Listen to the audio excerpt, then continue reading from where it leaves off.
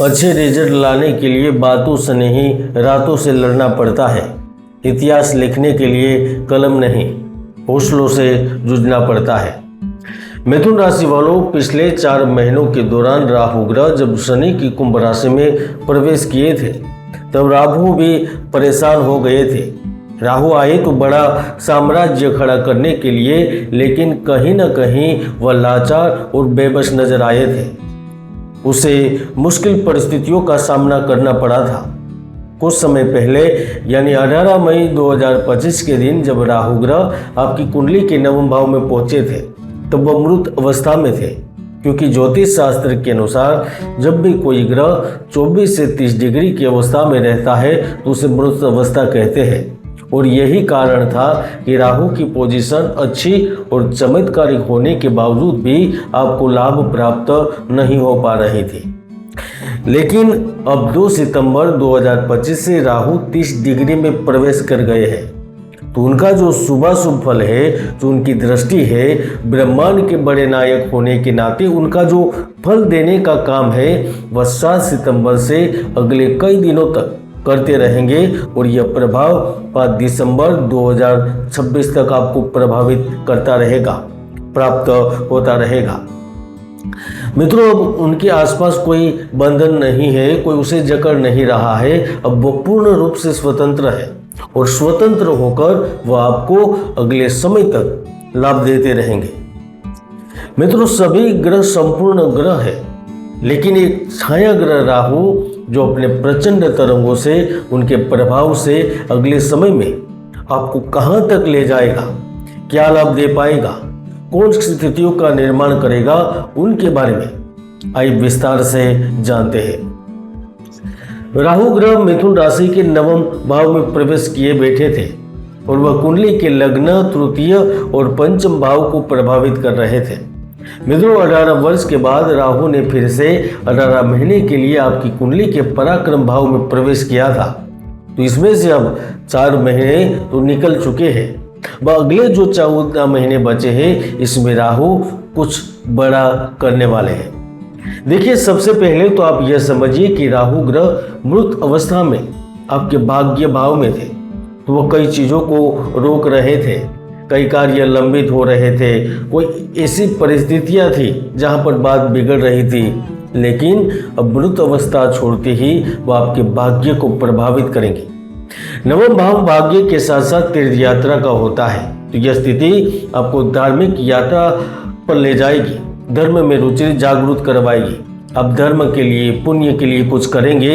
इसके साथ साथ 9वां भाव बाहरी व्यक्ति से मिलने वाले लाभ का होता है। अगर आपका संबंध किसी बाहरी व्यक्ति से है तो हो सकता है कि आपके बिजनेस में, आपके प्रोजेक्ट में कोई तीसरा व्यक्ति धन निवेश करे, सहायता करे या आपकी मदद करे।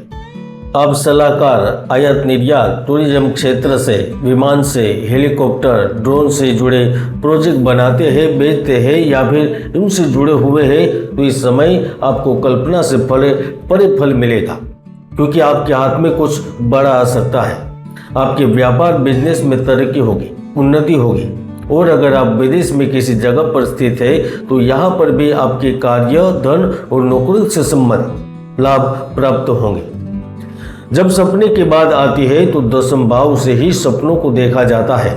राहु मृत अवस्था से निकलकर अगले 14 महीने तक जिस 14 सालों का रिजल्ट आपको देने वाले हैं, उसमें आपका ड्रीम प्रोजेक्ट भी हो सकता है, क्योंकि राहु ग्रह अपनी दशा में विशेष गोचर काल में ऐसे ऐसे रंग दिखाता है जिसकी जीवन में कल्पना करना भी मुश्किल होता है।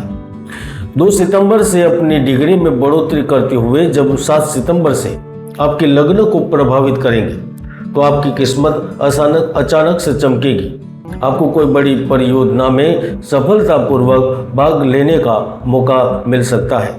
लग्न यानी कि सर्वस्व यानी कि सत्ता, तो राहु देह भाव में अपनी दृष्टि से आपके कार्यस्थल पर कोई बड़ी जिम्मेदारी दे सकता है। आप किसी संस्था के लीडर बन सकते हैं। कंपनियों में आपको उच्च स्थान पद दिया जा सकता है। सरकार में बड़े अधिकारी की भूमिका निभाने का अवसर मिल सकता है। खेलकूद में आप संस्था, शहर, राज्य या देश के लिए सिलेक्ट हो सकते हैं। अभिनय, संगीत, कला क्षेत्र में आपको बड़ी भूमिका निभाने का अवसर मिल सकता है।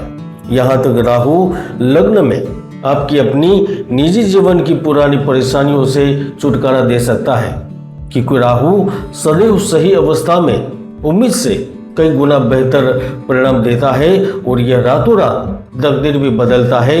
इसीलिए तो कहा गया है कि राहु पत्थर को भी हीरे की कनी बना देता है। और अगले 14 महीनों में आपके साथ भी ये सब घटित हो सकता है। पिछले 4 महीनों को यदि हम भूल जाए तो अगले आपके पास जो महीने बचे हैं, यानी कि 5 दिसंबर 2026 तक, वहाँ राहु आपके तृतीय भाव को प्रभावित करेंगे। राहु की सप्तम दृष्टि तृतीय भाव पर होगी। अब कुंडली का तृतीय भाव है, वहाँ राहु आमने सामने की मुलाकातों में डील करवाने में सामर्थ्यवान रहता है। अगर आप प्रशासन, साहित्य, लेखन, पत्रकारिता, अनुवादक, मीडिया, विज्ञापन या मेडिकल जैसे क्षेत्र में कार्य करते हैं तो आपको बड़ा अवसर देता है। राहु इस समय में साक्षात्कार में यानी कि इंटरव्यू में भी आपको सफलता देकर आपके कई कार्यों को करवाता है। राहु सरकार, प्रशासन और कानूनी मामलों से संबंधित लाभ देगा। यहाँ पर राहु आपकी प्रतिरक्षा प्रणाली भी मजबूत करेगा, आपको प्रतिद्वंदियों से बेहतर प्रदर्शन करने का सामर्थ्य देगा। किसी बहुराष्ट्रीय कंपनी में आप पेशेवर के रूप में अच्छी तरह की भूमिका निभाएंगे। आप गुप्त, अंधेरे और भेद भरे कार्यों में पैसा लगाकर धन कमाने की सोच सकते हैं और आपको राहु देश विदेश की करेंसी, गोल्ड, ई करेंसी के माध्यम से भी आकस्मिक धन कमाकर आपको धनवान बना सकता है, श्रीमंत बना सकता है। आप देश के जाने माने व्यक्ति बन सकते हैं। मिथुन राशि वालों, राहु को समझना है तो पहले उनके स्वभाव को जानना पड़ता है और ज्योतिष शास्त्र में राहु को एक मायावी ग्रह बताया है और उन्हें समझना बहुत मुश्किल है। कलयुग में एक ही मात्र ऐसा ग्रह है जो राजा को रंग बनाने की क्षमता रखता है। ऐसे में राहु इस समय पंचम भाव पर उनका प्रभाव किसी बड़ी घटना के संकेत कर रहा है, क्योंकि यह स्थिति आपके जीवन में कई मौकों पर प्रेम संबंधों में लिप्त कर सकती है। रोमांस और रोमांच आपके जीवन का अहम हिस्सा बनेंगे। ऐसे रिश्ते निभा सकते हैं जिनकी आपने जीवन में अहम भूमिका होगी। कुछ बिछड़े यार मिलेंगे, पुरानी दोस्ती में फिर से नए रंग घोलेंगे। पंचम भाव प्रेम के साथ आपकी रचनात्मकता प्रतिभाओं का होता है। ऐसे में यह आपको वित्तीय साधनों की पहचान कर धन निवेश करने का अवसर देगा। राहु यह कुछ उच्च रिटर्न प्राप्त करवाएगा, जिनका प्रभाव लंबे समय तक आपके जीवन में चलता रहेगा, यानी कि अगले 14 महीनों तक 14 साल का लाभ प्राप्त करेंगे। हालांकि शास्त्र, वेद, ग्रंथ इत्यादि एक स्वर में कहते हैं कि मनुष्य इस जन्म में जो सुख दुख भोगता है वो कुंडली में बने योग और दुर्योग के कारण एवं पूर्व जन्म कृत पाप पुण्य के लेख से प्राप्त करता है।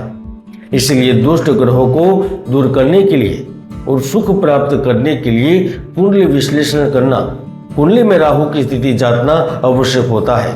और हाँ, आप कुछ उपाय करके भी राहु की कृपा प्राप्त कर सकते हैं। ओम ब्राह्म ब्रीम ब्रह्म सह राहवे नमः रोज सुबह 108 बार जाप करें, विशेष रूप से शनिवार और बुधवार को। बुधवार या शनिवार को काले धागे से नारियल पर रक्षा सूत्र बांधें और प्रवाहित करें।